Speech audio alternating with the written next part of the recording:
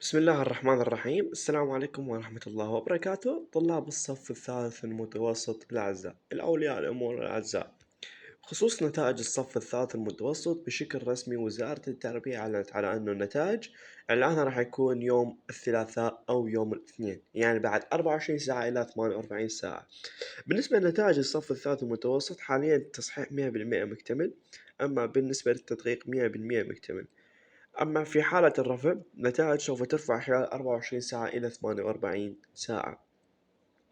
الرفع راح يتم عبر موقع منصة توجيه التعليمية الرسمي. الرابط الموقع راح يكون بالوصف. زين يا أستاذ، إحنا شلون راح نعرف النتائج رفعت أو لا على الموقع؟ تقدر تدخل على الرابط الخاص بالموقع، راح تضغط على انضم على قناة التليجرام، تنضم إلها، تختار تليجرام. بعد ما تنضم إلى القناة راح يطلع لك الخبر الخاص بالنتائج. مباشرة بعد إعلان النتائج إحنا راح ننشر خبر عاجل ورسمي على أن النتائج انرفعت. بعدها تقدرون تضغطون على رابط الموقع وتدخلون إلى النتائج تلقوها هنا. راح تضغطون على زر التحميل وتتحمل عندكم النتائج بشكل رسمي.